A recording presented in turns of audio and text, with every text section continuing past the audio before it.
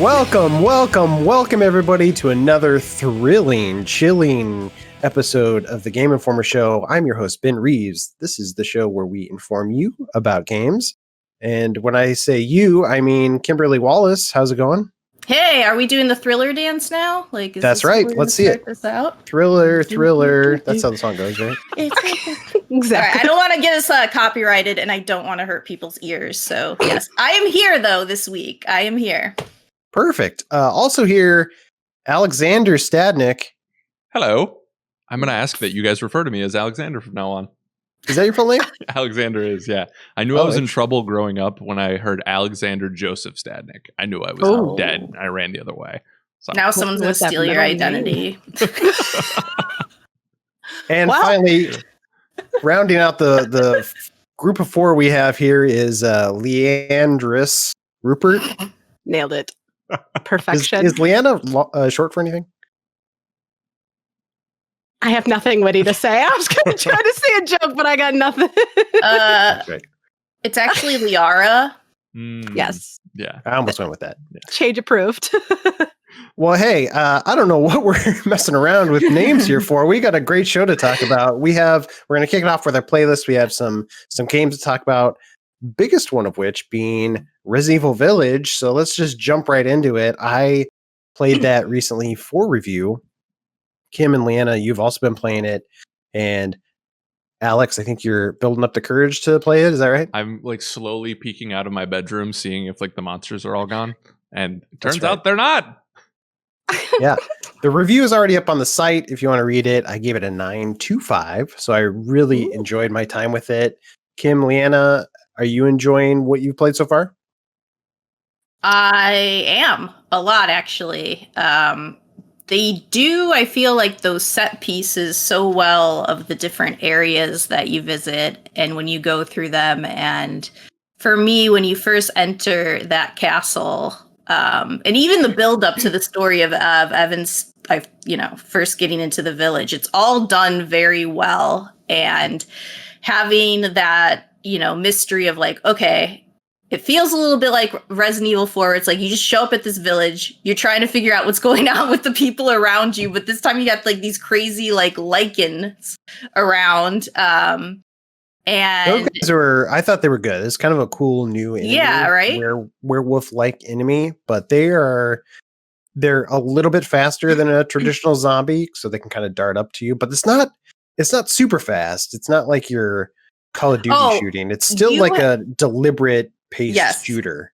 Exactly. You have plenty of time to like shoot these things down. Like I felt like the game was very generous in letting me line up my shots for once. But yeah, I felt like I liked the environments. I liked where they were taking everything. I felt like they did a good job of so far from what I've played. And then when I got to that first real big boss battle, I'm like, here it is, baby. Here we go. And that is what I play Resident Evil for, is for those big moments. And I just like, bring it. And once I got past that first boss battle, I'm like, I think we're going to have a lot of fun in this game. I love it. Question about this. Oops, sorry. No, I was just going to add to that. I was like, there are some, we don't want to give any spoilers for anybody, but there are some like big surprising moments, I'll say, in this game. That there was one in particular kind of early. I was like, what is happening? And it kind of made me like, what is going to happen? Like, I've never cared about a Resident Evil story before. Mm-hmm.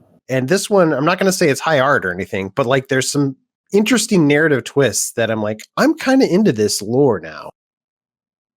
That's dope. I will say that, like, I really like the story. Like, I'm with you. The story is amazing. I wasn't expecting it to go in the direction it went. And I again, without spoiling, like you said, I think that it's that whatever Resident Evil 9 is going to be, I think it's going to be a completely different pivot for the franchise, because this, just the way it ended, you don't think they'll do first person anymore? I don't know. Racer? I don't know if they're ever going to do banning that, but like, I don't know. I don't even know how to say it without spoiling anything, because it's just like, they flipped so much of what we know on its head in this game, but you don't really realize the impact until the very end, I feel like. And it was just, I didn't see, because there's a lot of fan theories that were going into the game, and some of them are true. Some of them are kind of warm, but I feel like just the way that they did it is just, I don't know. They took chances. They took narrative chances that I think is really important for a game like this, because you kind of run into the worry of, are you doing redundancy? Are you doing something cool? Are you abandoning what people like about the franchise? And they blended it really well. I know everybody keeps comparing it to Resident Evil 4, but I blended what I loved most about Resident Evil 4 and Resident Evil 2 while also adding something completely new. And I don't know, like, I'm a wimp. I'm a huge weenie. So like, it scared the pants off of me. Like, I screamed a lot. Like, I'm pretty sure my dog has PTSD now because I kept just screaming in her ear. But like, I feel like even if you're like, oh, it wasn't scary, it's still a really enjoyable horror experience. Yeah.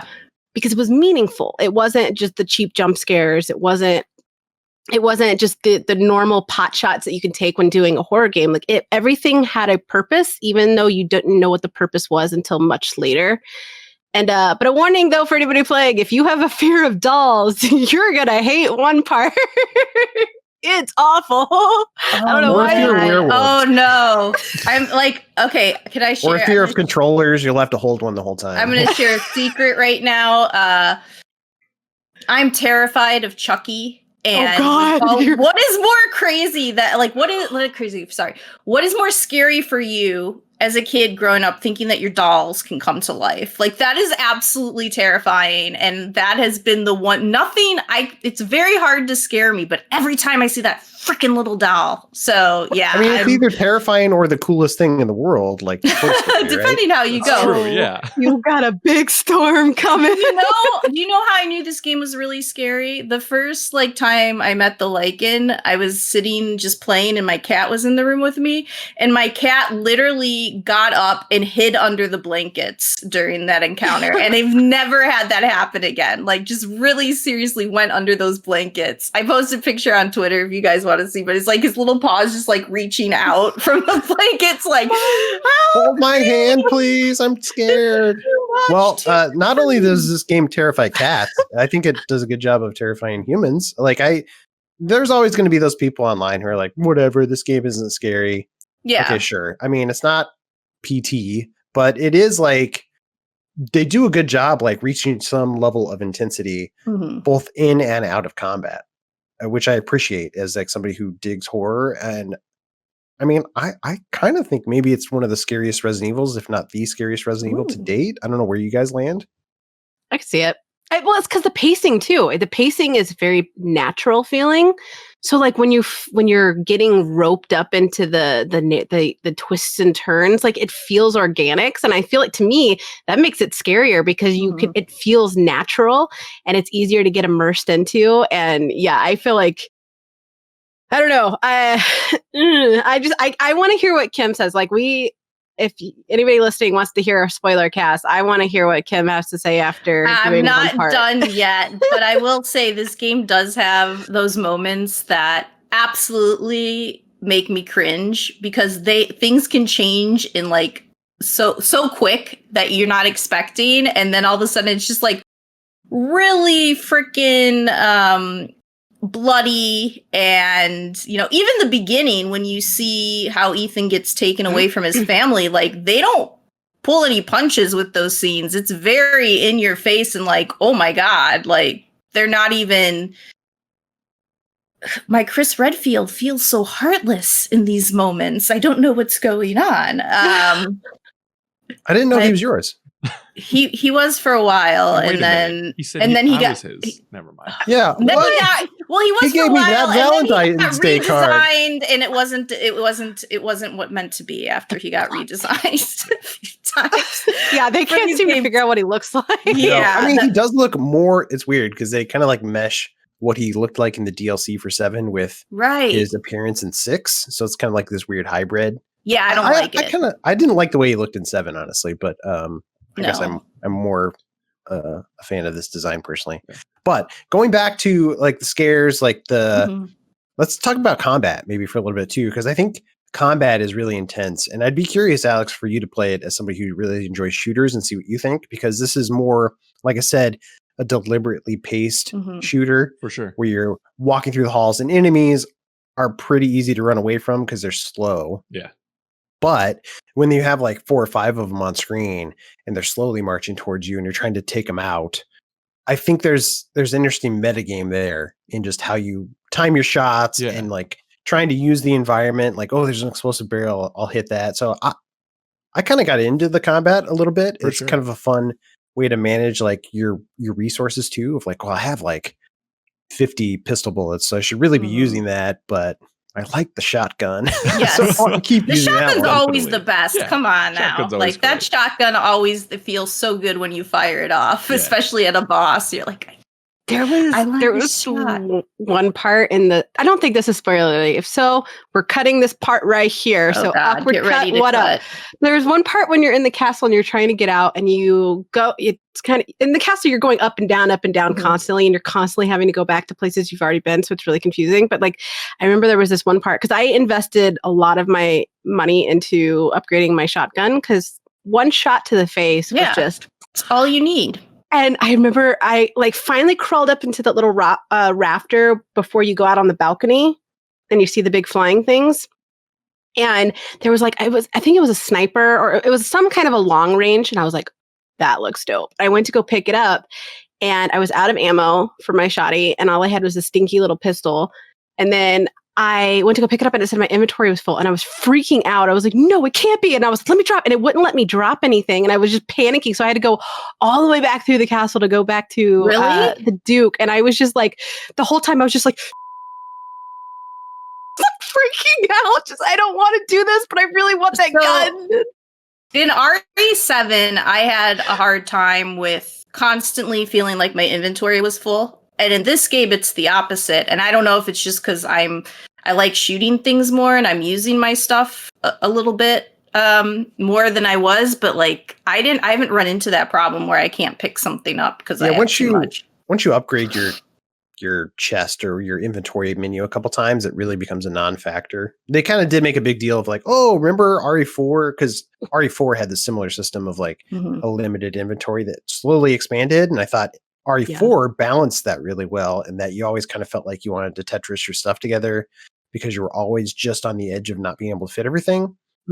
With this game, they try to do the same thing, but it's kind of like you said, Kim, like once you upgrade once or twice, I never thought about my inventory space again. Question. Because Ben, you talked about, and Kim, I think actually you asked this question during our cover story, but you know, with their kind of new focus on what appeared to be action during the preview phase, right? Like the question you asked was like, how important is resource management, and like, can I just like fire away on the Lycan?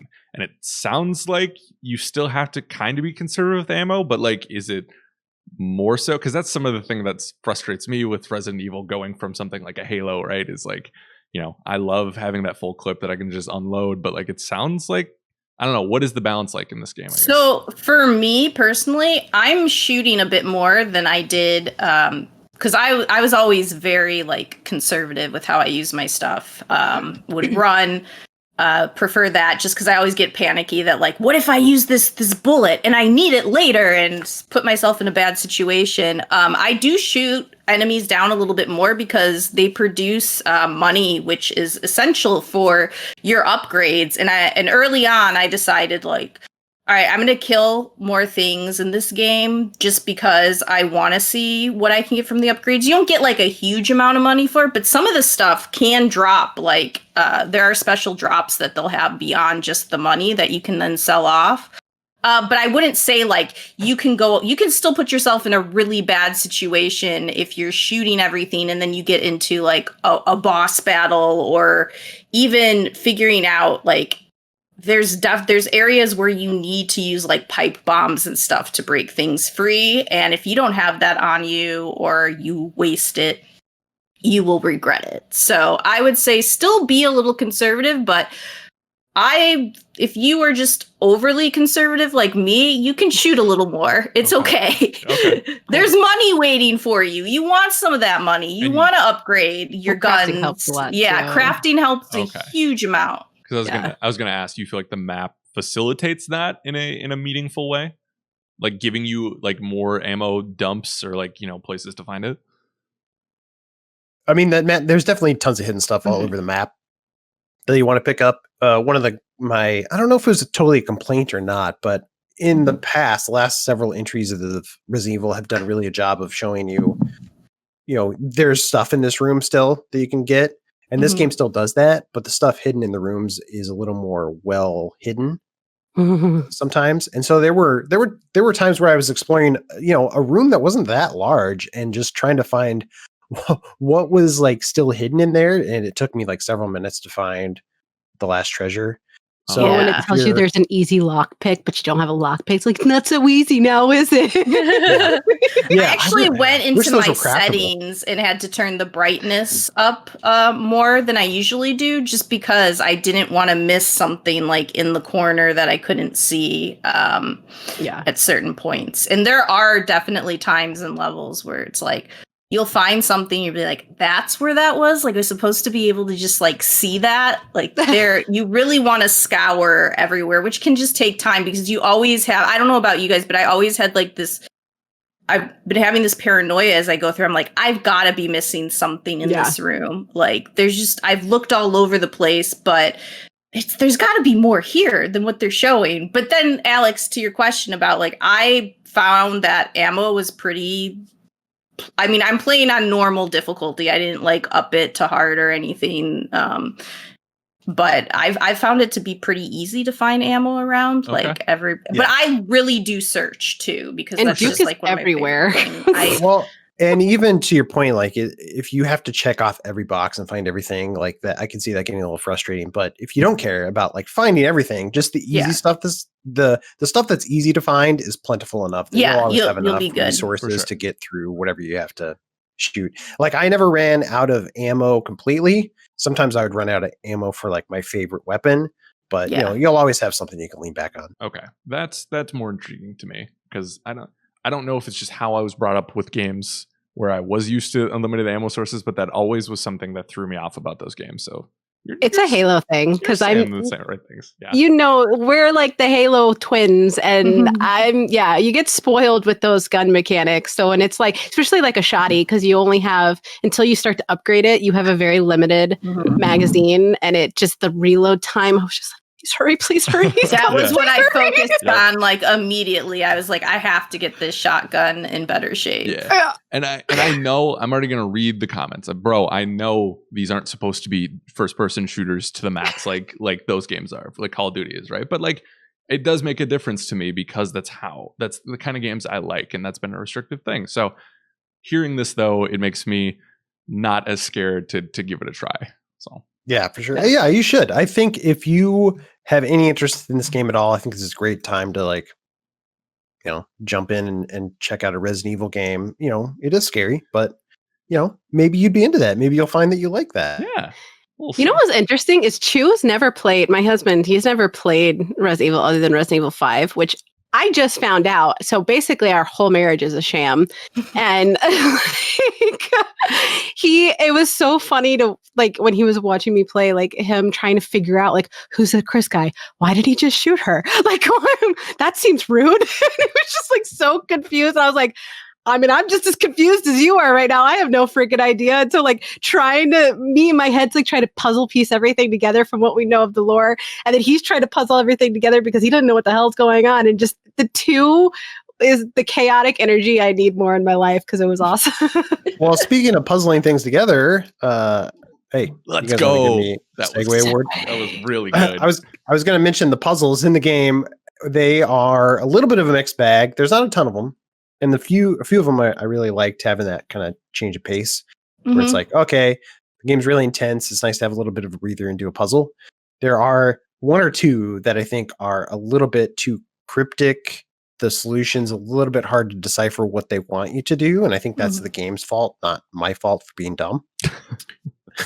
I mean, people have accused me before, so do acknowledge you're dumb, but also the game is doesn't make it easy. But I'm pretty sure it's the game. Yeah, I talked to a couple other people, and they were like, "Yeah, this puzzle I don't think is quite right." So, but that said, again, there's not a ton of puzzles. So if you hate puzzles, don't write it off for that. And really just like one puzzle that maybe they can patch in and write a little better clue or something. Like, Yeah. The only thing that we'll was see. really frustrating for me is like, and this is all the Resident Evil games, so I don't know why I was surprised, but like, the one thing that I just bothered me was just Ethan could do so many cool things. Like he could climb up the roofs and he could jump down a big height and not hurt his knees, even though he's gravely wounded. But then he couldn't And like he's a father. He should be hurting his knees when he falls down. Right? I mean, come on, man. But then like there would be like one little piece of wood blocking his path, like, oh, guess I can't go over there. And like that just bugs me in games. I'm like, come on, dude. Like you just jumped from a 2-story window and you're fine. You could Hulk it out, dude. Do you want to live or not? Yeah, Woods is kryptonite, turns out. Apparently. Well, yeah, I mean that's a lot of what I have to say about Resident Evil Village. Like I said, reviews on the site, 95. Check it out. I'm into it. It's definitely one of the big games for me this year. Any final thoughts on Resident Evil, guys?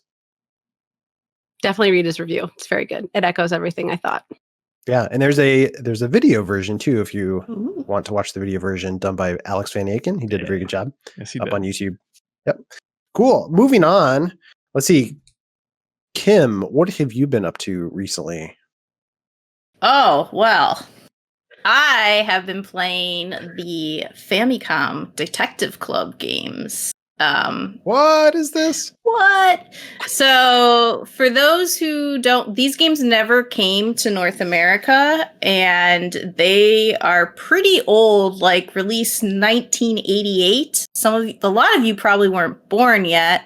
I'm not saying if I was born yet or not when it came out, but 1988 and 1989. So there's two of them. One and they is released, to be clear, they released on the Famicom, which is where the name comes from, but they were, that's the Japanese NES system. Yeah, the Famicom computer disk system is what they're made for. And so we're finally getting them, and there's two of them. One of them is the main game that they started with, the Missing Hair, and then the other one is and that takes place is like, it reminds me a lot, and I hate to use like old newer references, but like a Knives Out type of thing where like a will gets read and all of a sudden people start dying who are going to like inherit certain parts of the company, this fortune that this woman had who is in charge of everything, and you're trying, and then your character of course has amnesia, of course, because so you're saying that Rian the Johnson 80s, just everybody had off amnesia in video games in the 80s. So you're saying Rian Johnson just ripped off these games? Is that what you're saying? Pretty much. He probably played them. I don't doubt it. But so that one is about figuring out, it's very Ace Attorney like, of like looking for clues, trying to piece together evidence, but not with the Ace Attorney humor. It's a more serious take. And there are certain times where I'm playing it and going through it, and you can tell. Like, Nintendo did a great job updating all the visuals, like first time with the localization, but you have to just to kind of make certain scenes like move forward. You just have to do stuff that, you're like, oh, I already asked that character that question, but now I have to ask them again just to get it to move forward, because now they have a new piece of information. And it's like trying to figure out how to advance the plot sometimes can be a little finicky. Kind of archaic game design that was exactly pretty common back then, but we're not used to these days. And then the second game that they have is the prequel, and that one is all based on like this supernatural like school rumor of this girl's death. So another one that's like, we've seen that a little bit in games with schools and Sounds all a bit like Rian Johnson's Brick to me. There you go. He's just this is where we figured out. This is where all the inspiration goes. But you're basically trying to solve these mysteries, look for clues, talk to all the residents. It's very visual novel. Don't think you really have like branching choices or anything like that. It's more where you're going to hear the story, and the fun of it is, like I said, trying to piece in your mind, okay, what the heck is going on here? And as soon as you think you're onto something, a twist comes that you weren't expecting. But I'm having fun with them. I like my visual novels, so if you're interested in those are coming out soon, I believe. Let me just I mean, it sounds neat, and one thing to note too is like the art has been completely redone. the art is they're so pretty. Like, yeah, it that's looks the like a thing. new game actually, even though it's Yeah. it doesn't look like an old 8-bit game. Is there an option to like flip between the two different art styles? I didn't see one when I played. Yeah, I mean the art that looks good. There's no reason to. Yeah. Okay. So these all come out both of them come out May 14th. I think if you purchase one, you get a discount on the other. So that is, the missing hair is the first one, and then the second one is like the girl. Oh, what is it called? The girl who stands behind. So she's probably going to stand behind you and scare you. I didn't want to spoil it, but the title does it for you. So, like I said, you like those visual novels like me and figuring out stuff. I'm just a sucker for it. I don't know. I like piecing things together. How do those stories hold up too? Because I think of 80s video game narratives.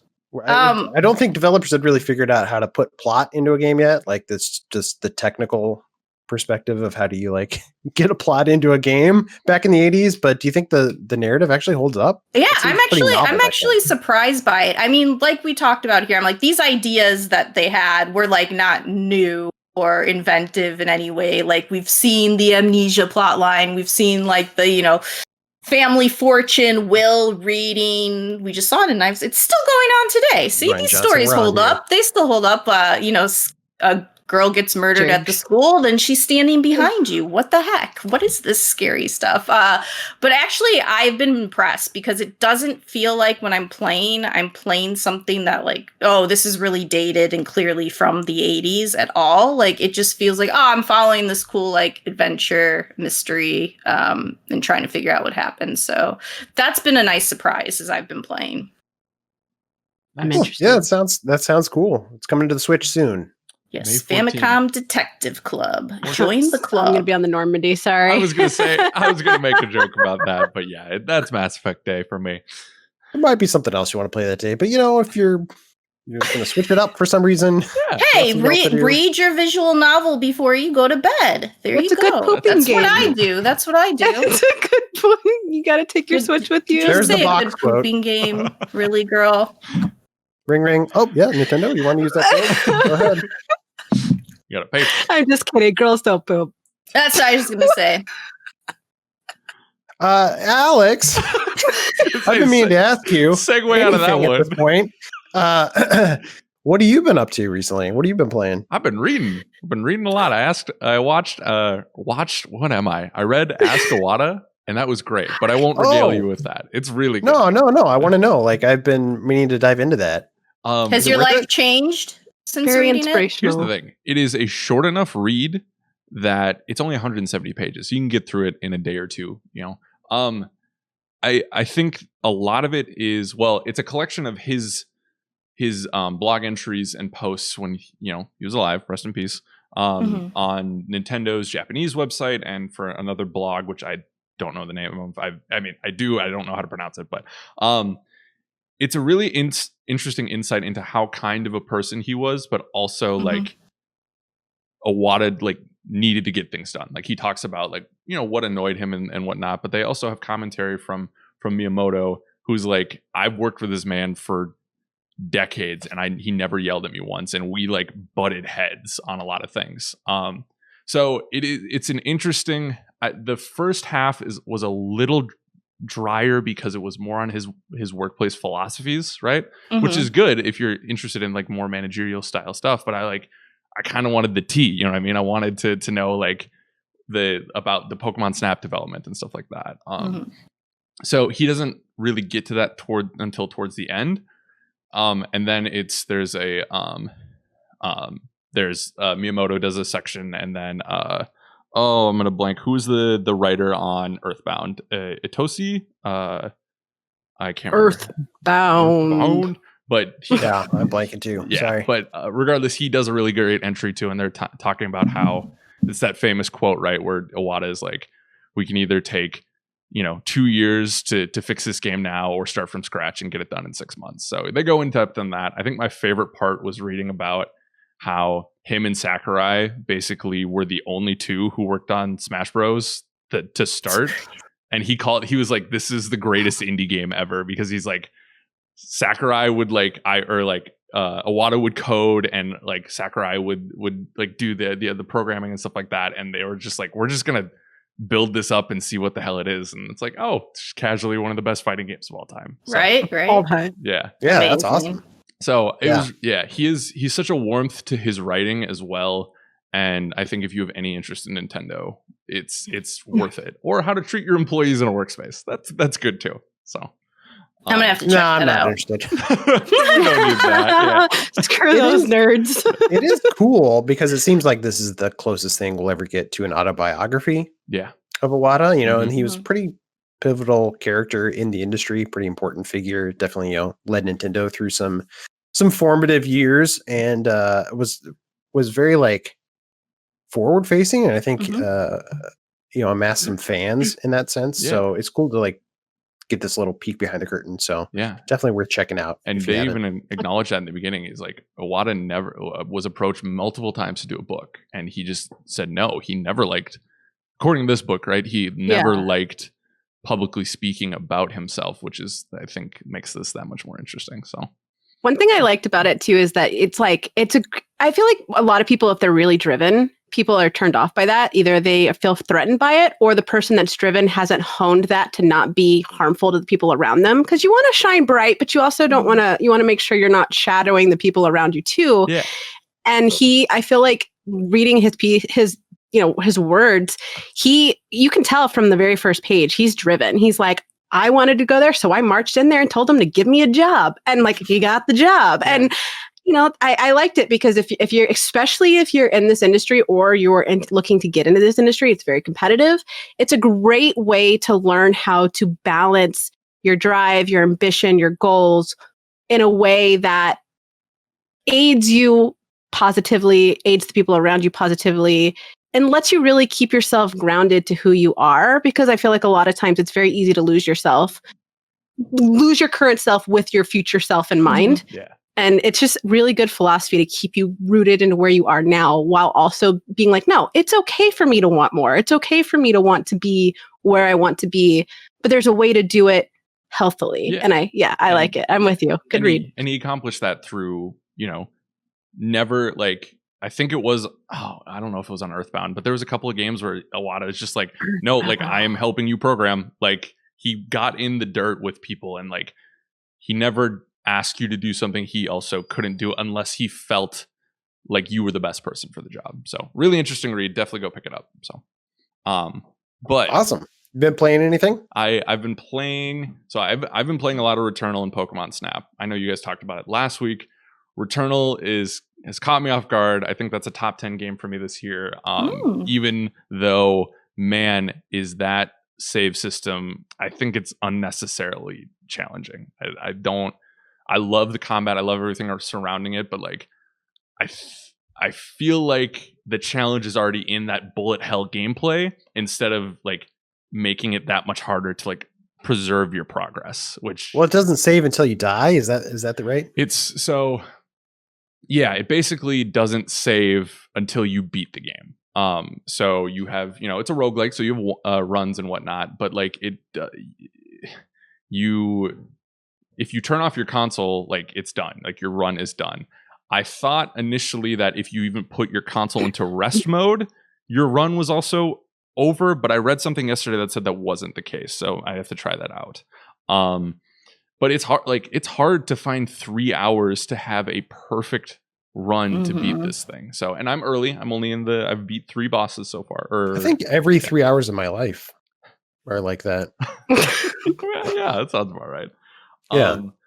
But it's hard. Like Dan was on last week and he was saying this game's hard, and I haven't had a chance to check it out yet. But I mean, if Dan's saying it's hard, that guy's pretty good at things. Yes, and he is. Hits his head against a lot of hard games, so it must be pretty hard. Yeah, it is. But the shooting is so gratifying, and when you finally get clicking on a run, like, and you lock into that zone, right? It is so hypnotic, and it's a lot of really great shooting moments. So I know the price point is deterring some people, and that's fair, but also I think it is worth the price of entry because it is a full experience. If you don't like roguelikes, you're not going to like it. Just like Dan has a really good piece about that too. Yeah. Literally, is it worth $70? And Dan has been really vocal about being against that premium price point, and he was like, "Yeah, this is worth $70." Yeah, which I was kind of shocked. He was like, "Can you edit this?" And I was like, "Oh yeah, this is going to be a hit piece." And I was like, "Oh my god, Yeah. you're actually making me want to play this." Yeah. Yeah. I remember Star Fox 64 was also $70. Excuse me, but that came with a Rumble pack. So where's my Rumble pack? See, Rumble where's pack. the Rumble pack? Come on, Housemark. They were the games that so- were really expensive back in the day. I remember they were. paying like $90 for a game on the SNES. Damn. That stuff was expensive. Not in No the internet joke. era. Good lord. But Alex, you said it caught you off guard. Why'd you say that? Just because I was during all the pre-release stuff, right? It was like, okay, shooter, cool, space, cool. But I guess in that moment, I didn't realize that this is basically Prometheus / Alien the game, which I am all in for. Oh, it's so good. The lore is very interesting to me, and I'm very much at the stage of gaming I'm in my old age of 26. Like shooters are. Come on, quit bragging, dude. Sorry, humble brag.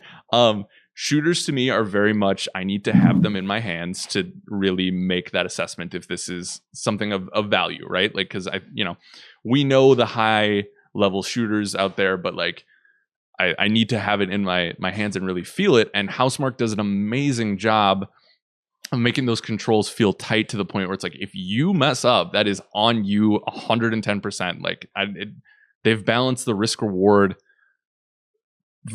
solid, I think as good as you can without that save, or with the save system. I think that save system, like I said, is still just a little too rigid in my opinion. But I think the shooting and lore combination has been very interesting to me, and it's not. I wouldn't say I haven't been like scared. I've been like tense. Like those house sequences are very tense. But nothing has got me to like throw the controller like something like a Resident Evil or an Outlast. So, Outlast. Yeah, no, thank you. But I'm excited to. It is one of those things though. I haven't really had this year where it's like I go to bed playing it and I wake up thinking about it. Because it has that it has its claws into me, and and it's almost to the point where it's like, no, I am gonna triumph over you, you stupid game. Like I am going to beat you. So we'll see how long that lasts for. But if you really want to win over your girlfriend, you should say that to her too. It's like, I go to bed thinking about you and I wake up still thinking about you. I think that would work. I think she'd roll her eyes at me, but Romance. I could try it. Yeah. I don't know. Why don't you try it? Yeah. See what happens. Hey, honey. Roguelike romance. She's not even looking at me. See, it's because you don't say sweet nothings to her. Yeah. That is my problem. Get good Because scrub. she just heard him say it about a game, so she's not. You said that about Returnal yesterday. Yeah. Oh, she's not even looking. It's okay. Yeah. So, but definitely, if you have any interest in shooters, like Ben, we talked about it a little bit yesterday. I think you should give it a try. I think it's an interesting time, especially because your favorite movie series that you start off with Alien 3.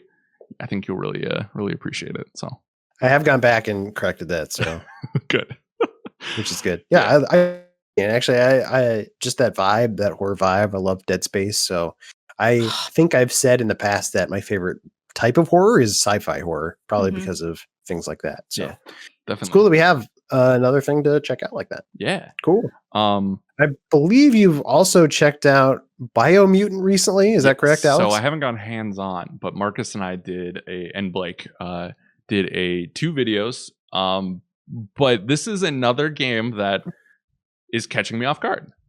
Because as everyone knows, Biomutant has been announced for 4 years now. They announced it at, I think, Gamescom 2017.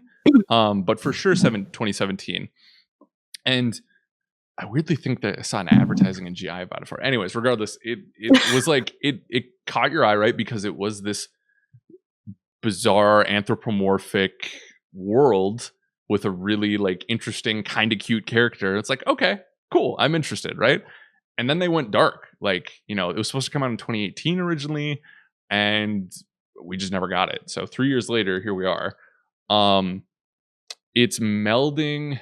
Actually seeing like a HUD and actual live gameplay, the combat looks so punchy and fluid because your character is you can use melee, it can use ranged attacks with guns and weapons, and also there's one class that, and I don't know if this extends to other classes, but you can use like psychic abilities, so it's like he's like conjuring lightning, and and the combat looks interesting, but the traversal does as well too. It's you can have your regular mount like in any RPG, right? But you can also have like a helicopter backpack, or you can ride like a flying weird pink bat thing. Like it seems sold. Like, yeah, right. Yeah, right. Like and the story from what I've seen seems fine. Nothing that blew me away, right? But just this world looks so vivid and interesting and the combat on top of that, it made me really excited for it. In a way that I wasn't before. Like this month, I was like, this is Mass Effect month, baby. That's all I'm focused on. And now I'm like, Biomutant may be a day one for me. Ooh, because it's coming out soon. When's it coming Is out? it the same week as Mass Effect? No, it is May 25th, a day after my birthday. Mine's May 29th. I didn't know we were Gemini buddies. Oh, that is cool. I didn't know that either. There you go. We'll have to celebrate with Mass Effect and Biomutant. Yeah, look at you getting all the games for your birthday. Yeah. We have a week to wrap up. 90 hours of you games. wrap it Yeah, week. basically 3 games worth of content. Yeah. You just won't see me. I think another thing quickly before we keep moving is I think the character creator is something that's very interesting, and it's not revolutionary necessarily, but it's doing interesting things in that you have 6 tribes to pick from. There's like the FIP and the Primal and the Dumdon, which have really goofy buck teeth. They're they're going to be great for internet pictures, but so then you differentiate through that, which have different stat boosts attributed to them. But then you get to the next screen where it's the wheel where you pick your vitality, charisma, strength, that kind of stuff. But as you favor that through the wheel that they have, the character changes, and the head inflates and the body like goes in and out, and if you have someone who's high charisma, right, he has this little like face grin where he's like kind of because apparently that's charisma. Smiling is charismatic. Apparently. You're saying he looks like you? Hey, yeah, you said that. Yeah, it was my words. And so it's cliche at this point, but I like that it's gonna feel like my character is going to be very different than Liana's, than Kim's and Ben's. You know what I mean? Like, and then because then on top of that, you do color correction and then you pick an actual class. So it's like it's more in depth, and I'm excited to see what the community creates out of that. So that sounds really cool. Yeah. Mm-hmm. I've been hearing a lot of good things. I know Jeff Cork, rest his soul, was a really big fan of that game, like really excited for it, I should say. Like he'd played it a couple times at different conferences like Gamescom, and he was hyping it up around the office, and I've heard other PR or excuse me, like press people talk about it, but I don't know how much like the wider world is aware of this game. So I'm curious to see how it does when it comes out. Yeah, I think it could be kind of a sleeper hit, but I do. It has I'm bracing for it to be like this highly reviewed, critically praised game. So we'll see what happens. Definitely. It has this Immortals vibe to it where it's like, oh, Immortals was one of the best open world games last year, like easy, but it didn't feel like it garnered the hype. So it kind of feels like we're headed towards something like that. But who knows? Maybe the good folks who are listening to the Game Informer show will take a chance on it. I don't That's know. right. Yeah. Biomutant. You heard it here first. I think I'm turning into some kind of biomutant. My tongue is just evolving. It's falling out of his face. Maybe we should take a break before we do some emails. You guys want to do that? Yeah, sounds good.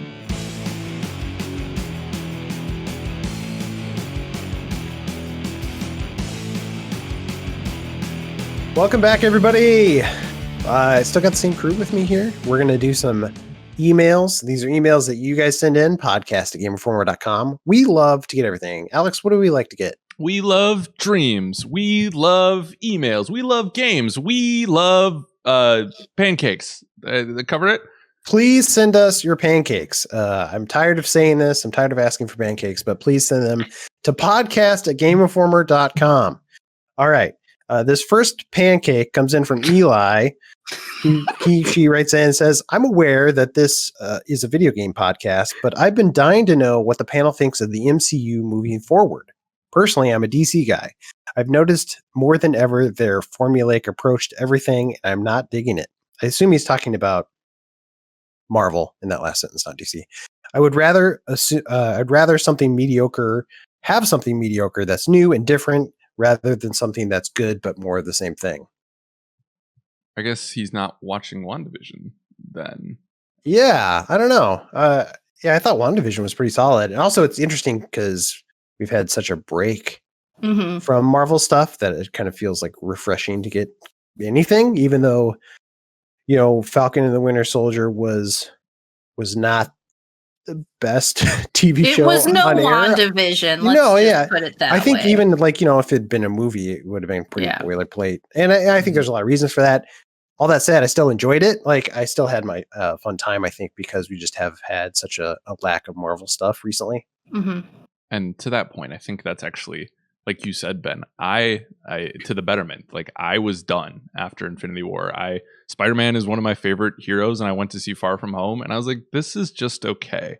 So I get the fatigue part of it. But like watching the hype trailer, because they released a hype trailer. Yep. Relatively. How long ago? Was that yesterday? Yeah, like a couple days ago at this point. And I was like, oh, you're tapping into all the reasons why I love this. And, I, especially now that my second vaccine will fully take hold, like I'm going back to the theater, like I can't wait. And so like, I'm going to see Black Widow. I'm excited for those shared experiences again.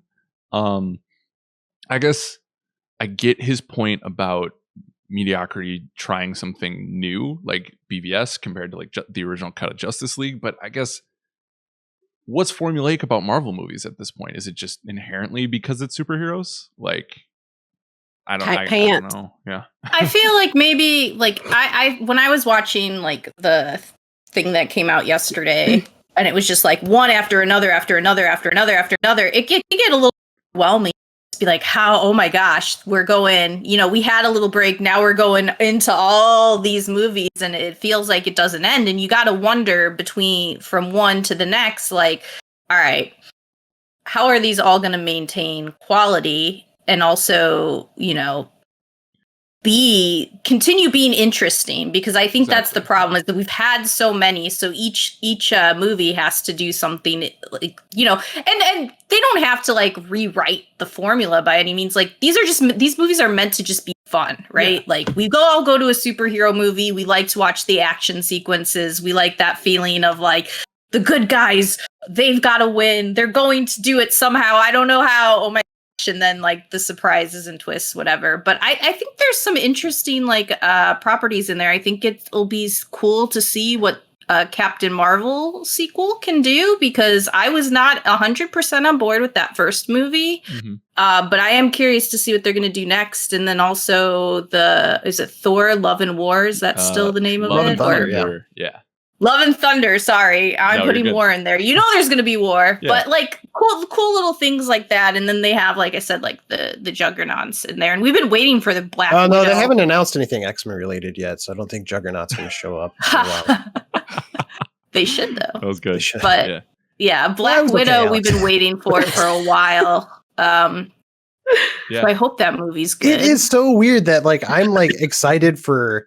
Like, I've never been a huge Black Widow guy, and those trailers last year looked fine. Yeah. I don't know. But I'm really excited for that movie to come out, because I just like, it's been a while since we had like our new fix, right? Yeah. Yeah. And to Kim's point too, like, and the writer's question as well, like the things I'm excited for Marvel now are the things that are a bit different. And that is Thor Love and Thunder, right? Because Ragnarok was such a jump from what we knew Thor to be as, right? I'm excited for the What If series on Disney Plus that is going to dive into those what if situations where it's like, what if Bucky got the superhuman serum instead of Steve Rogers? Like, I like that. And then like Doctor Strange and the Multiverse of Madness or whatever. Like, I love the title, but I also love that they're going to start diving into these weirder, like, witchcraft magical elements of the MCU that they really have strayed away from. Well, and they talk about formulaic, but for all accounts, that new Doctor Strange is going to be a horror movie, and they haven't done a ton of horror stuff. Yep. You know, At so all. like there's stuff Mhm. that I feel like they're doing in the universe that is different from what they have done. So sure. I kind of don't get the criticism, although I do understand that people are kind of tired of the MCU, because I think one of the reasons is because it's like one of the few things that succeeds in the box office. So Yep. it always feels like this big, all-consuming thing, and it's Mhm. kind of connected to the fact that traditional cinema has been on the decline and is dying. And yes, that's sad, and I limit that to some degree, but I guess I don't want to blame the MCU for those faults. I mean, I Yeah. think there's a lot of factors that go into why traditional cinema is kind of on the decline. Yeah. Uh, Netflix is and more to and blame than also, Captain America. yeah, oh yeah, exactly. Like, and just the size of home TVs and all these things. Mhm. Yeah. I like MCU, but I'm in the bag, so I'm a fan. I still read the original source material. I think superheroes are the best genre, so maybe I'm not the one to speak to that necessarily. And like I said, I get the fatigue. I was fatigued at the end of the end game sequence, but everything we talked about, they keep teasing Fantastic Four. Like at the end of that video, there was the 4. So and I can't imagine X-Men is that far behind. And I like when we were getting Logan and Deadpool 1 and 2, like those were the ones that got me hyped for superhero stuff. And it sounds like, I don't know, Hugh Jackman's probably not, but like Ryan Reynolds is still involved. So it's like when they start to combine those like aspects, like how great would it be to have a Tom Holland, Ryan Reynolds, Deadpool, Spider-Man movie? Like that would be amazing. That'd be great. Yeah. Especially because they have that little romance in the comics. Like, I want to see it with Tom Holland. I want to, that little stripper dance he does. Like, I don't know. I want to see that with Deadpool. I feel like that would be like a really cool. I'm woefully behind. Like, I grew up on Marvel comics. That was my babysitter growing up, was just Marvel comics. I have not watched the new Falcon show. I haven't really had the time. I just finally watched WandaVision. Just finally did that, and I really enjoyed it. I'm gonna get a lot of flack for this, but I really want to see them do something with Gwenpool, because like Deadpool is like one of my favorite characters. Has been. He's Deadpool. That entire series is what got me into the Smiths. Of when he's like diving off the bridge and he's just like, I should listen to the Smiths. And I'm like, yeah, you should. Smiths are awesome. And then they came out with Gwenpool and I was like, yes. And then they did Into the Spider-Verse with Spider-Gwen. And I was Spider-Gwen. That's what I was going to say. Spider-Gwen is Spider-Gwen's awesome. Gwenpool is also cool. Not super related to either of those characters, but Gwenpool's cool premise because it's like a real person who like lives in a comic book world now. And so she doesn't have any superpowers. Her only power is the fact that she sort of knows that she's in a story. Yeah. She knows everything about the world, right? So she knows like characters' secret identities, and she'll sometimes use that. Or it's a bonkers fun series. So I back you on that one. Gwenpool would be fun to see. Yeah, I would love and just her ability with the bleed ability. I would love to see that in real time. I don't know. She's so weird. I like when they did when they revealed Spider-Gwen for Into the Spider-Verse. I was like, oh my god, I've been craving this, especially because she's like punk rock. Like she's in the band and she's got I don't know. She just is awesome. And yeah, I would, if they are gonna go weird, go weird with Gwenpool. They should, right? Because we've kind of tapped into the nostalgia already, or like with growing up with Tony and Bruce and like these characters, it's like, okay, we've kind of played the emotional card to a certain extent. Now let's get weird. Let's flesh this out into something that still has those beats of what we loved about those Avengers movies and how it all came together. But like, Ms. Marvel, let's get crazy. Let's get wild. Let's do it. Keep it going. You heard it here first. Yeah, let's get wild. There you go. Yeah, let's get wild. What else is there to say at this point? Next email, Tommy from the internet writes in, says, I suddenly found myself hitting the waterworks over a simple, this is another comic book thing, but that's not what the question is. He says he hit the waterworks over a simple comic book panel of Wolverine pressing his head against an injured Domino. That's interesting. I may be a bit of a softie, but I wanted to ask you guys, what was the last thing to pluck at your heartstrings and draw out those tears, especially if you didn't expect it? Like anything in general? Because life. Well, yeah, I was kind of more Don't thinking, be- yeah, don't- something fiction. fiction related, Oh. but yeah, life Something is less up bad. there. I Well- did recently watch. I didn't actually cry, but like the Five Bloods on Netflix. I'm like, oh, this is kind of like an interesting story that I'm glad I watched, and like some of it is a little bit hard to watch just because of the social stuff, how it relates to what's going on today. But it's an interesting movie that I recommend watching, and got me a little emotional. Although I wouldn't say I cried, but I've heard it's great. I don't know why I've had no excuse to not watch it. It's on Netflix on my TV back there. I would say outside of real life, like we said, God, why do you guys have such sad lives? I'm here to bring down the vibe, yo. What up, fam? not full on waterworks like crying like I do at like something like Little Women. Little Women gets me every time, that movie.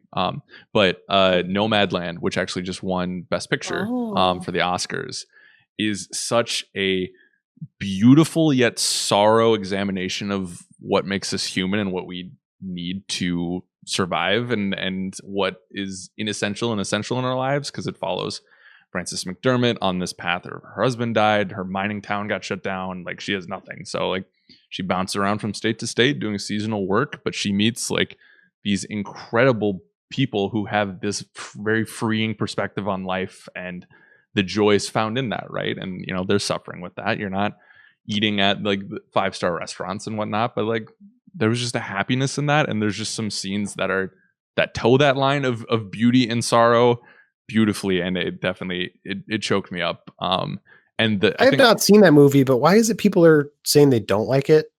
It feels like some people are criticizing that film, right? There was I think there are some who don't like the inclusion of Amazon, because she works at Amazon at some point. And especially right now, people are very angry at Amazon and how they treat their workers, but they don't really take them to task. She uses it. Chloe Zhao takes it, uses it. The director uses it more as just to ground this in real life as much as she can. So I don't know outside of that. But why were my friends saying they don't like it? I know, that's a good question. We'll have to ask. We gotta pull in the friend card. Yeah.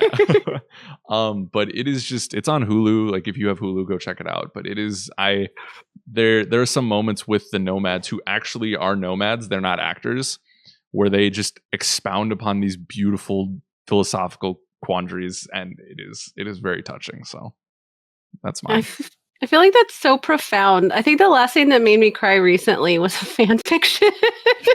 I've been really trying, because there's some good fan fiction out there. Don't feel ashamed of that. That's all I do. Like, bro, I have no life. And like, I've been trying not to play Mass Effect again because I'm trying to be patient and wait for the Legendary Edition, but I'm getting hit with that hard.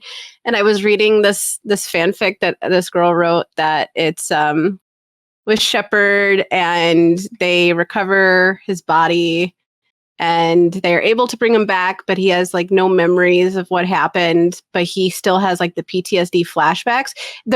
I should say the person that wrote it, and I don't remember what it was, but I'll get it to you when this goes up so we can put it in the description if you want. But like, she's an actual psychiatrist, so she wrote Shepard from a psychiatrist's point of view. Oh, interesting. And like, I was active duty, and I've been to war, and there was just some flashbacks and stuff that like he was experiencing these like intense panic, like, oh my God, am I gonna die? But he doesn't remember any of that. He doesn't even remember like the Reapers or anything. And I remember I was like reading it at like 2:00 in the morning, and like Chew came in and he was like, "Why are you crying?" And I was just on the couch like, I deserve better. And I was just sobbing my eyes out, and I'm normal. I'm a functioning adult. I wrote some Mass Effect fan fiction about this time that Rex farted so hard everybody on the Normandy passed out. I could see that. You might. I'll read it. You might cry. I'll read it. I'm sure his farts would make anybody cry. He a big boy. Yo, that should be a feature. Top 10. Or who has the smelliest farts on the Normandy? That'd be good. Done. Oh God, she's going to write it right now. No, don't give her any more ideas. Since we're talking about games, though, I think the last game that made me cry was Brothers, Tale of Two Sons, which I know gets brought up a lot, and some people think it's overrated. But that one, like the end of that game got me in a really good way, because like the whole game is about this journey, and this is non-spoilery too, by the way. The whole game is about this journey of these two brothers, and like I have a brother, and so like there's some things about it that just kind of like lined up for me, and then like the ending is very powerful and kind of made me like think about my own life. So Yeah. That hit me. That's good. Last of Us 2 made me cry multiple times, and weirdly, Spider-Man, the Sony exclusives. Oh, really? Got me. Yeah, the end of Spider-Man like hit me in a way I was not expecting. Yeah, and then Last of Us 2 is just a constant cloud of sadness. So during games, man, like Mass Effect, I'll still cry. I recently replayed Dragon Age Origins, and I did a bad playthrough. I did the asshole playthrough, and my warden didn't survive. And that like sequence where they're on the deathbed, I'm just like, you're such a but you're my and I don't want to say goodbye. Here's a bonus question for you guys. Somebody did write in, I didn't pull it, so I'm sorry whoever wrote in, but they were asking about Mass Effect, and they were like, hey, when you guys play it again, are you going to try to pick different choices this time around, or you think you'll kind of stick with what you know? Well, different romances. You got to see what else is out there. I've picked every option you could possibly pick. I've played it 31 times. Yeah. I will say, if anybody watching, if you hated Caden and you're playing either male or femshep, doesn't matter which one, I say give Caden a shot in Mass Effect 3 and romance him, because he used to his romance is really good. It is. He used to be my most hated character. The first time I played it, I couldn't stand him. I thought he was boring. I left him on Vermeer and didn't look back. And a bunch of my friends were like die hard about him, and I'm like, okay, clearly I need to adjust my perspective. I'm disappointed with you. He's like one of my favorite characters now, Kim. I redeemed myself. I have a redemption arc, okay? But you picked Ashley. I know, I couldn't stand her either. If I could have killed them both, I would have that first time. Yeah, there was no option to just leave. I wanted. Well, that sucks. See ya. Bye, oh no, we're on the way, Ashley. Don't worry. Just go. Anywho, for me, I think when I'm usually like, I can get teary-eyed pretty easily. I'm just an emotional soul, I guess, sentimental. But the game that really the only game I can think of that like made was The Walking Dead, that season 1 finale. But if we're talking recently, I did get really misty-eyed while playing Lost Words Beyond the Page. That's the game Brianna Pratchett wrote. And it's all about, because it talks about growing up in such an authentic way and having to accept things about life that you can't change, that like you're forced to have to face, like the things you don't want to. And it handles loss in a really interesting way. And that game, just because it touched on kind of how I was feeling as a teenager at the time, of like, having to face like your first real big like hardship that you can't prepare for, and you can't stop what's like things from happening in your life that are bad. I just really felt for it, and I remember getting choked up a few times as I was playing it. For sure. Which wow, actually, that's cool. Yeah. I want to hug you. I'm hugging you in my mind right now. Safely relaxed. All right, consider this next email a nice warm hug. Mike B writes in and says, hello to everybody at Game Informer. First off, I just want to say how awesome you guys are, and I love the magazine and podcast so much. My question, for some of you, I guess some of us, not everybody at GI is going to answer this, but for some of us, what is your favorite video game rival? Mine would be Scorpion versus Sub-Zero or Mario versus Bowser. Okay. Tim and I are on the same ready for wavelength for this one. Yes. Templars versus Mages. Take it away, Kim. That rivalry in Dragon Age is so freaking good, because... Can you tell we talk about this a lot? Well, because, okay, what would you do in a world if people had magic? Wouldn't you need some constraints on it? Some way to, like, watch what... Because would you ever really know if someone was using their magic in a way that they shouldn't be? Like, it's just such an interesting concept. Like, imagine if we had magic in our real world. Wouldn't you want some control over it? But then how much control do you put on it? and to have it so people use their powers reasonably. And it's just like such a good, the way that whole arc unfolds and makes you pick a side in it is just so freaking good, because like it's a lot of shades of gray, right? Like a lot of things in life. Have you sided with the Templars and Inquisition? You did? Have you? No. I 19 playthroughs of Inquisition. I did around like 6 or 7. You want to talk about shades of gray? Oh my God. Like, it's heartbreaking. It makes you, because you know, Templars are the villains. Like, not really, but they are. They're like the cops they feel like it. They They feel that way. But you can also, like, if I was living in a world, I would want some control under that stuff. But like the extremes that they go to me was like, I can't support that. And what the Chantry does to like feeds them poison that you know is going to kill them. And if you side with the Templars and Inquisition, like, you have to go save them from their leadership that is actually like possessed. And you basically see these like people that are dying because they trust their leaders. They're designed There's a lot. Trained. That's what I'm saying. It's stuff like that just really makes you think. But if we're getting away from we're a joint answer for Dragon Age, I will say Cloud versus Sephiroth is always a good rivalry. And then this is a little niche one for people. Phoenix Wright versus Miles Edgeworth is so good. You know, they come to like each other, but when they have those rivalries, it's my favorite because they just go back and forth at each other in such a objection. Sorry, so those are my picks between that, and like I said, I like the Dragon Age one because of the political like turmoil in word. For sure. I can Cool. I'm a Zelda, or I guess Link versus Ganon guy. Yep, that's a good one too. Yeah. I like the look of those characters, and also the idea of this battle raging on through centuries, and like there's always a new Link that gets sort of born and resurrected. It's kind of a cool little story. That's dope. About you, Al? No. Fun fact, my mom hates it when people call me Al. I love it though. She hates it. She hates it. I hate it. She says, if I wanted an Al, I would have named him Alan. She didn't want an Al. So well, I'm gonna piss off your mom. Hey, hi mom. I'll just tell Does her. anybody ever call you Xander? Oh no, you are literally the first person in my life to ever call me that. Xander's one of my favorite names because of Buffy. Oh, that's cool. Wait, Sora versus Xander.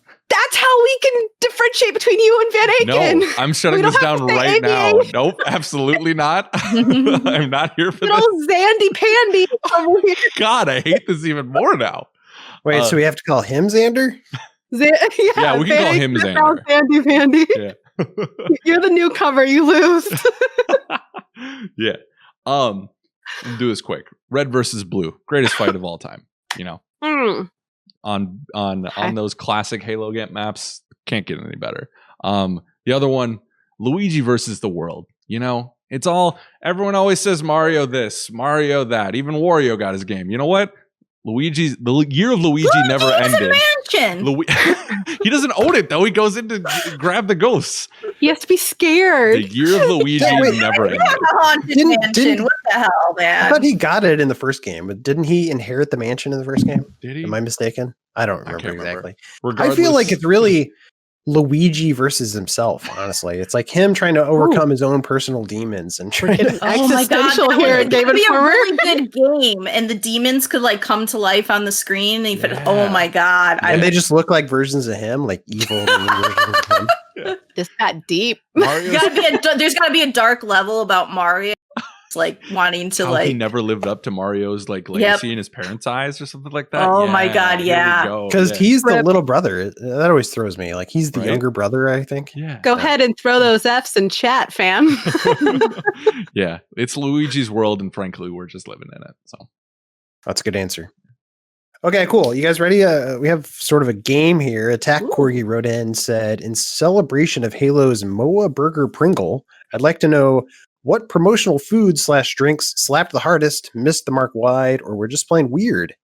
So in that vein, he curated a list of real and fake promotional foods, and he wants the panel to guess what's real and what's fake. Oh, okay. You guys think you're up for this? No, Let's but do that's it. part of the fun. Yeah. There's Birds barbecue wings from KFC and Angry Birds. Is that real or fake? Fake. That's real. Fake. That's stupid. So that's got to be real. That's It gotta be is real. stupid. It's also fake. So Yeah. Allison, Oh. right. Yeah. Oh, sorry Leanna, for we're calling your already idea losing. stupid. We're already losing. What about Sonic Totino's, which is General Mills and Sega put out a Sonic branded Totino's Totino's really pizza. Frozen pizza. Where's Brian Shea when you need him? I'm gonna say feel fake like that's- because you should do hot dogs for Sonic, right? Oh, I feel Or like- chili smart. dogs. Yeah. Totino's has done Wouldn't some want really Totino's. stupid partnerships, though. So I could see it. That gotta is Gotta go fast. True. what that is real. Ah, we It's a real won. thing. We won the whole thing.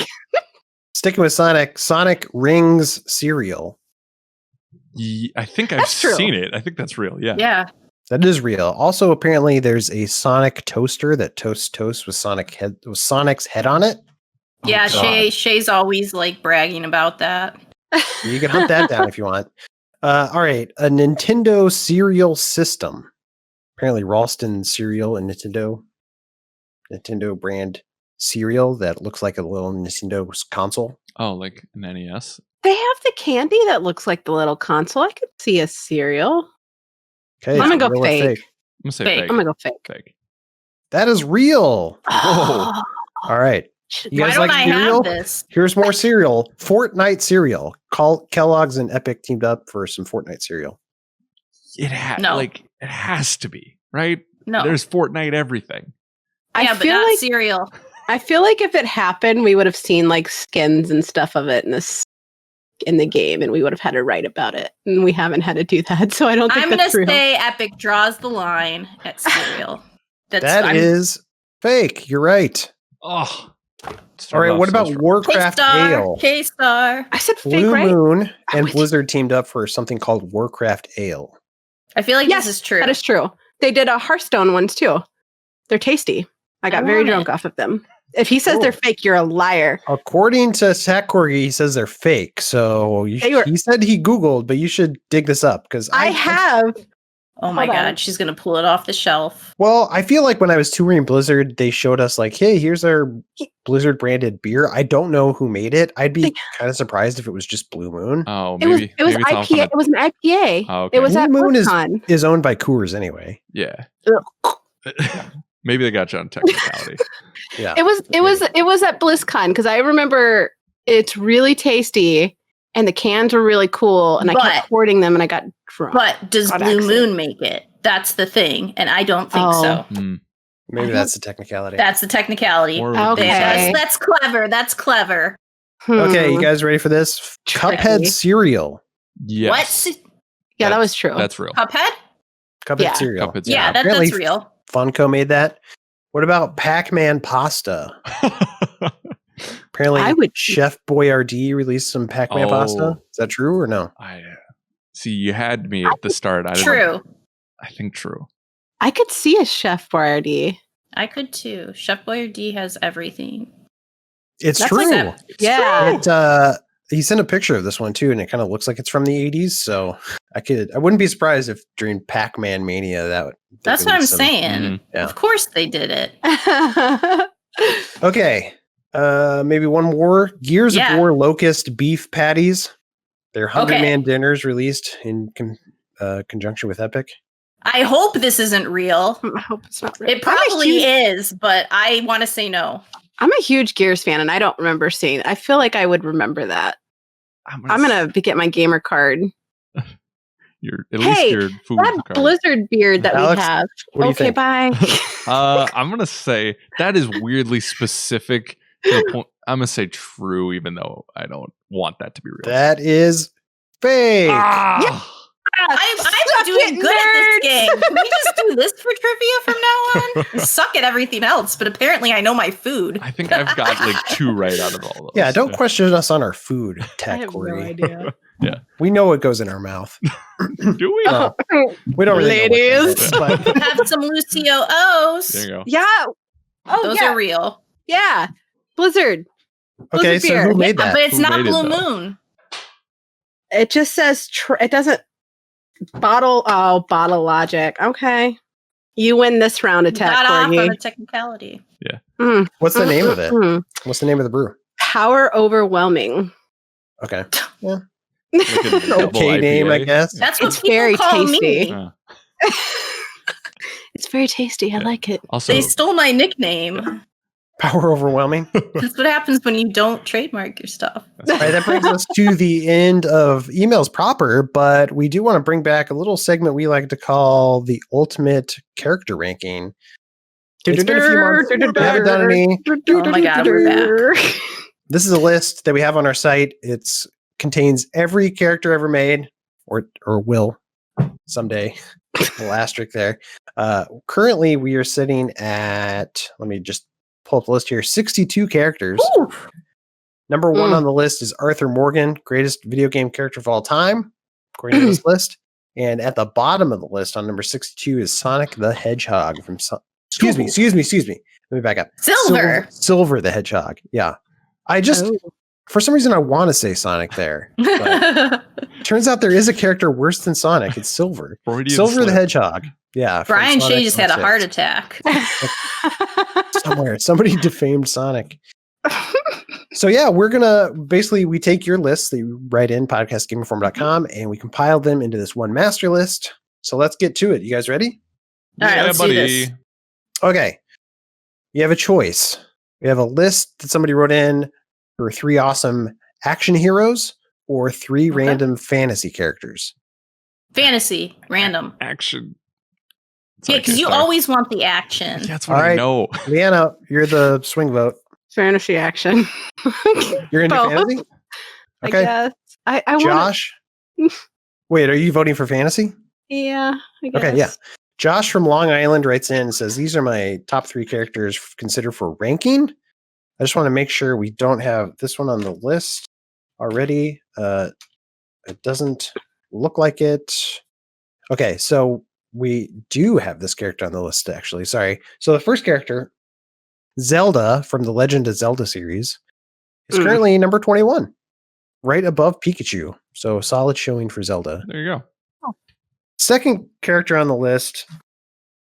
Curious if this one counts because we've said that characters from other media don't belong on the list. So like Batman, we're not going to rank Batman because he's from comics. Dracula from Castlevania.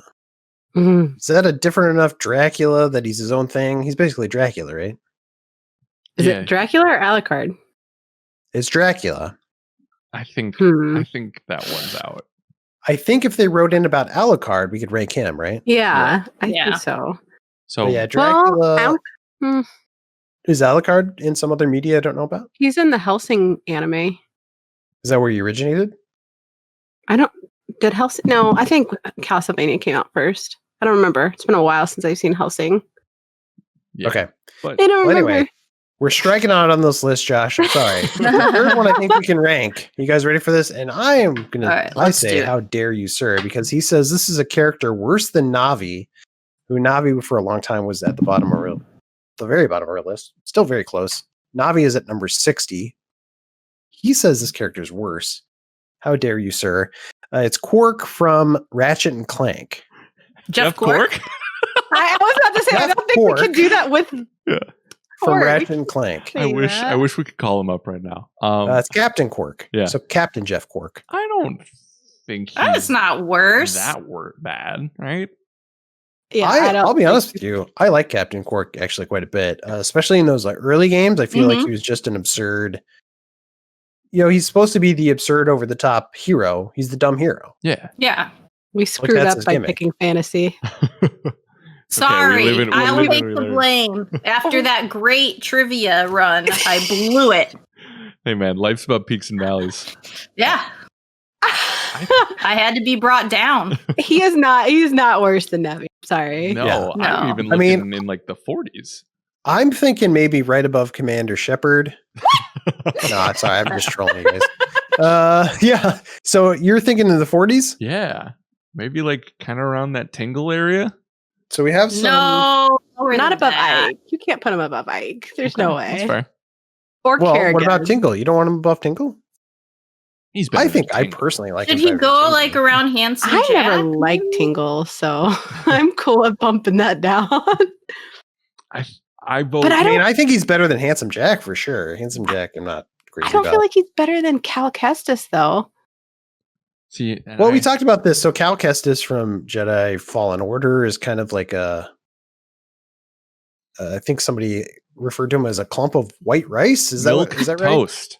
That Oh, milk yeah, toast? I do remember that. I think I was on He's this one. Sort of a nothing character, even though I like that game a lot and like I liked playing as him. I didn't necessarily think much of Why him. is Corvo at 51 then? I think you're right, because I feel like I like just the story, not necessarily him. I think I'm getting stuck on the Jedi Fallen Order.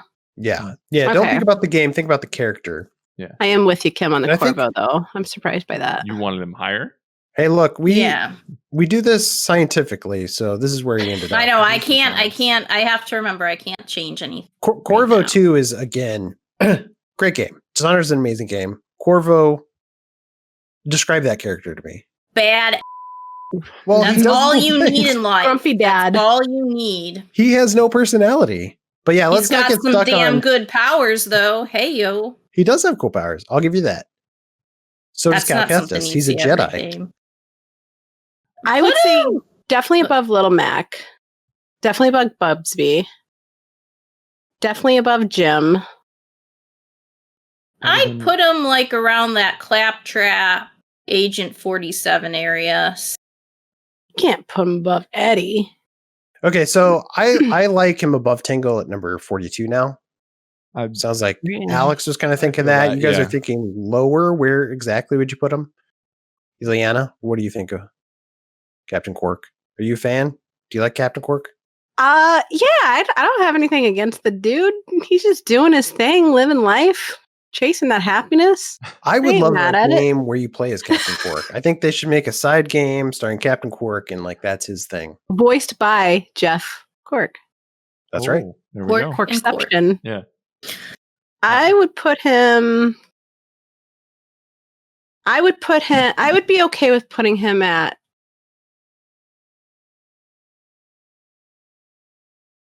crap. I don't know, because I don't like Tingle, but I do like Handsome Jack. So I'm having a hard time, man. I feel like he's below Handsome Jack. Yeah, Handsome Jack's but he's a fun character. Doesn't he have a dumb H on his forehead? And he has a butt chin too. I'm a sucker for a good What butt was that? chin. The character that had the forehead H. I'm thinking of God. it's the show where they're in space. I can hear. Red I can something. visualize what you're saying, and I Gosh, don't know. that's gonna bug me now. All right, write in if you know what the hell we're talking about. Someone will know. Comment Ben. section, do Someone your will know. thing. Yeah. So it seems like I love Captain Quark more than you guys, for sure, right? Yeah, but I still think the area is right, but I think he's better than like Deacon St. John. You know, I think a lot of people are better than Deacon St. John. Yeah. To Deacon be St. honest, John, he's got to go above that. Yeah. Deacon, right? I think that's the Handsome Jack's throwing me off, but yeah, And Frank Fontaine. Is Put him fine, after nothing. Frank. after Right Frank. after Frank, before Deacon. I can live with All right. that. Yeah, Yeah. I think that's a good. All right, he spot. comes in the new 44, Captain Jeff Quark from Ratchet and Clank. Good showing. we salute you, good sir. All right. Thank you, Josh. We got one of those characters ranked. Took us a while, but We we did did it, okay? We We got did. there in the end. He said, this is what Josh said. Quark started fine in the original game, but has gotten worse and more annoying with each appearance, with finally becoming absolutely unbearable in the 2016 game. I disagree, Josh, but, Josh is going to be so Teach upset his we own. ranked him He's so gonna high. unsubscribe. Also, isn't the 2016 game a remake of the first one? Ooh, that's true. shots weird. fired. Okay, next list. I'll give you guys a choice again. I'm need me not to pick? allowed to pick because I made a big bad choice. I went. You know with what? Let's my- just move on. Nobody's blaming anybody here. We'll No, move on. yeah. Our Fantasy sounded like aliens a are good in thing. in the past. So the first list here Mhm. female champions, Okay. or the second list is worthless characters. Oh, I kind of like ranking worthless characters. Wait, I'm not allowed to pick. Sorry. I feel like worthless characters could be funny. I'm down. I think that could be funny. I was instantly like, female champions, let's get it. But I don't know. I think there's Okay. more That is humor very in it. ironic. I'm I think sorry you we let guys you would down. be much more excited to talk about female champions personally than this list of worthless characters. But is that your Shoot, final answer? abort, switch. All right, let's do female characters. Okay. In honor of the Champion. I hope it didn't sway too much, but I think you'll like this list more. There's actually only 2 characters on here, which Okay. come on. Well, you can think of a third one. Boo. Corey from Louisville, Kentucky writes in, says, here's my first character. Cassandra from AC Odyssey has to bring down mercenaries and evil cultist group while also navigating the political descent of the afterlife, underworld, and Atlantis. She also has to overcome family instability, as with unavoidably late game spoilers, I'm not going to say that, she eventually finds redemption. So that's what Corey thinks of Cassandra from AC Odyssey. What do you guys think? I like her a lot. She's dope. Love her. Yeah. My Cassandra was a huge, and I loved it. She slept with everybody. Well, that's not why I liked her, but I liked. Cassandra was such the better pick for the protagonist. The voice acting was so voice much better. acting was what sold that part so well. I liked her voice. She had a cool voice. Yeah. Yes. Yeah. And it was believable. Like, she had scars. Like, she wasn't like this pretty, like, she got the crap beat out of her, and you could tell. And the muscles, and that one scene where she has to go in the gladiator ring and she's in like the, oh, girl. Right. And even though she was, an attractive person, because you have to be if you're in a video game, she wasn't like overly sexualized. No, Yeah. she exactly. looked strong. Mhm. Like, she looked like a war. It was believable. Yeah. And the way she interacted, and when you pick the sassier, like, sarcastic options, those are the best. great. Especially when she's talking to like generals and stuff that are trying to like cower. She's like, okay, I'm sorry if you do. There's a quest line where you have to basically, for this old lady, you have to basically make her Viagra because her husband can't keep up with her. Yeah. And it is so much better as Cassandra, because he's like, please, I can't keep up with my wife. You have to do something. And then she's like, I'll take one for the team. It's like, yes, boo, yeah. I love it. Yeah. I'm looking in like the 30s somewhere for her, I think. Kim's like, this conversation is going too weird. I'm bringing it back. We gotta knock this down immediately. Yeah, I was even thinking a little higher than that. I was thinking above Chibi Robo at least. Not above. So right below Chibi Robo is Alex Vance, who's another really good, strong female character. Mm-hmm. Not to just I like Alex female Vance characters, better. but I think I like Alex better. Okay. Personally. Chibi Robo being 23 is tough for me. But that's a there's ones on here at certain points that we can't change, but gotta use the science here. That's the trick. So right below Alex is Scorpion. I'm thinking maybe right below Scorpion. I think I'm good above Chuck She's Green. not better than HK. That's all I'm saying. Okay. She's not? No. Well, I put her after HK. Right below HK, above Chuck Green? Yes. From Dead Rising 2. Good with that. Everybody good with that? Yeah. Seems like a good spot for her. Yeah. Yeah. Cassandra, does she have a last name? Yeah. She does. Crap, what is it? Hold on. People that back then didn't have last names, did they? I don't know. They didn't need them, right? Google bearer. Yeah. Hold on. I'm with the power of Google. I believe it begins with like a K, right? Her last name? No. No. No? They don't have Cassandra. I think was Alexios, right? Mm-hmm. Yeah, so it wasn't. I was like Cassandra Alexios, but no, sister of Alexios. Now Alexios would just assume your identity. Alexios would rank well below this, right? Alexios is crap. Oh yeah, he was awful. Yeah. So, warning to you, Alexios, if you step in on this list, you go into the basement, baby. Firm ceiling right down. Yeah. Okay, you guys ready for this? All right, let's do it. Last character to rank. Here we go. Corey's list, number 2. Aloy from Horizon Zero Dawn. I was hoping that this would be the case with Kim on. navigates a post-apocalyptic world while being shunned for society due to being an outcast and has to fight demonic machine dinosaurs while leading an effort against an AI in Hades. I think that's pretty good synopsis. My but what do you guys girl! think? Yeah. My girl. Yeah. She's going pretty high, guys. She Not was gonna lie. cool. Before we because- even talk about numbers, tell me why you like her. Like, why do you like Aloy? It's a personal thing actually for me that might not come through for a lot of people, but what I liked about Aloy was for me anyways, growing up playing games, I didn't have a lot of female protagonists and just like examples of women who were just confident in their abilities and what they could do, even when people like put her down.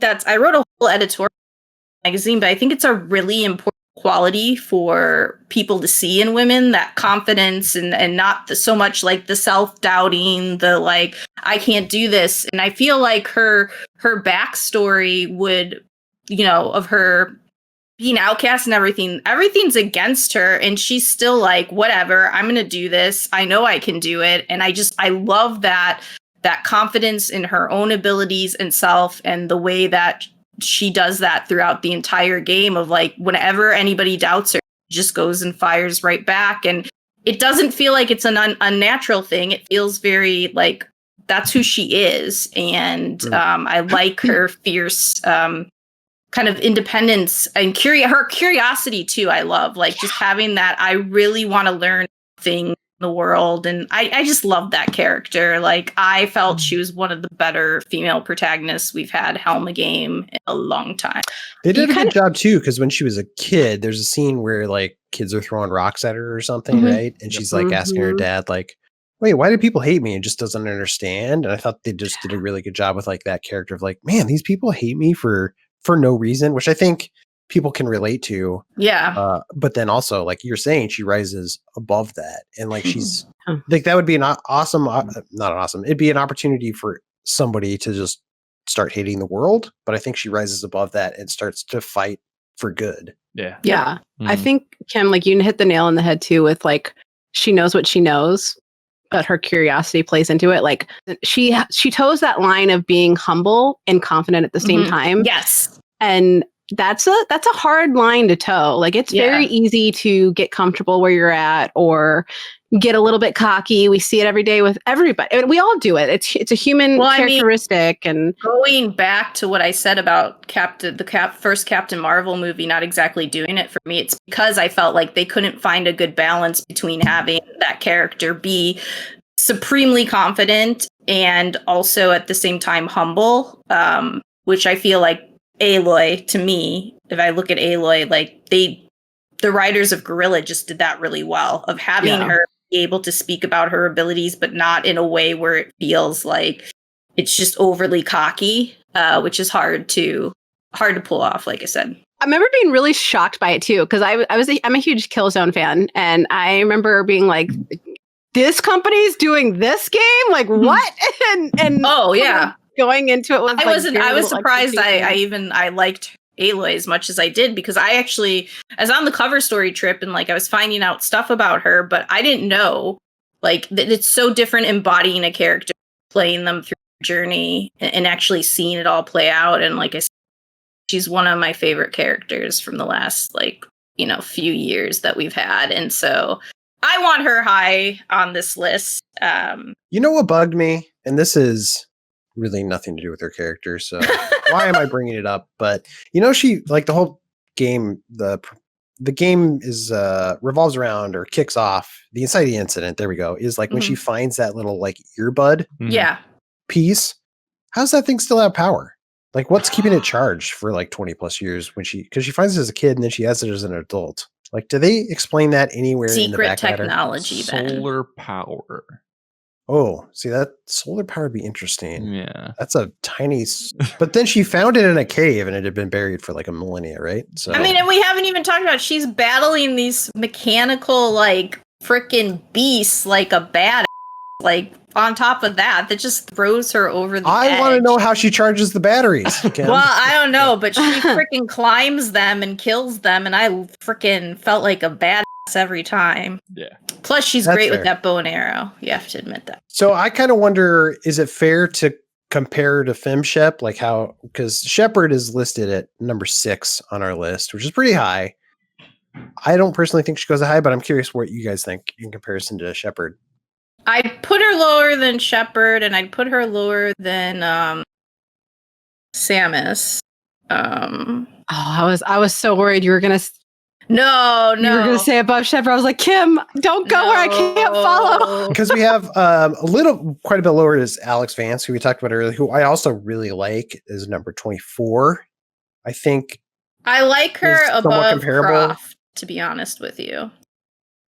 Okay. Well, people listening to us don't know where these characters are. So Oh, Alex sorry. is at 24. She's at 13. Sure. And so I was going to say maybe a little bit above Alex Vance, just because as much as I love Alex, I think Aloy has more personality fleshed out over the course of the game. If that makes sense. And you're saying above Lara Croft even, who's at number 13. And Lara Croft's an interesting one because we talked about it when we ranked her as like, she's so not iconic. a whole lot personality. Yeah. But at least early games, I mean, not personality. But she was so iconic, and that iconic status helped bump her up. But then also those new games, her personality is much more believable and realistic, and I really appreciated that. Yeah. Yeah, but I still feel like they haven't found out a way to make her a very interesting character in those games. I don't know. I've always had a problem with that in the reboots because I got super excited thinking that they were really gonna develop her and make her more interesting than what we saw in the early game. I just don't think she's that interesting. But if we're going, like, I can understand Aloy taking some hits here for not being as iconic, obviously, yet. She'll get there one day, I think so, with the second game coming out, and I hope that's not her last, but I can understand from the other perspective on that. I mean, I kind of think legacy counts for something a little bit, and kind of want to give Laura the bump for that. And also right below Laura are some pretty heavy hitters, Master Chief and Geralt. Wait, you're saying Laura? Who's Laura? Lara Croft. Oh, Laura. Move past I it. was Move like, past it. Keep it going. Keep it going. I was just really confused. Sorry. Oh, cut. So Master Chief and Geralt, I don't know. Do you guys think? I'm curious to hear from Alex and Leanna. What do you guys think? I think does Aloy hang out in that space? I think that's a good spot. I think it's hard comparing the personalities, right? Because Chief doesn't have a ton until 4. I like her qualities as a person better than Geralt, even though I played Geralt's very, more not sensitive, but the nicer version of Geralt when I played him. But I like her hope in this world, like Ben said, that there's no reason for her to be as good to these people as she is. And I think that's important today. So like I like Chief better, but I think right under Lara works. I think that's a good spot above Chief. I don't know. Liana? Yeah. I was kind of going to say the same thing just because I remember I was on that one where we were going through that big debate of like icon versus impact versus, whatever. And yeah, she's got the personality that Chief doesn't have. Like that's not established right off the bat.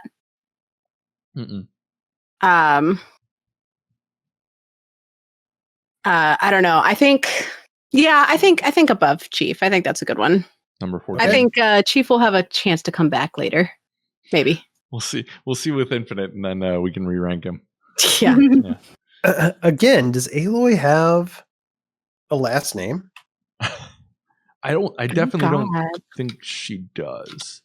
Pulling up the old Google. It's Aloy Amazon. Is it really? What?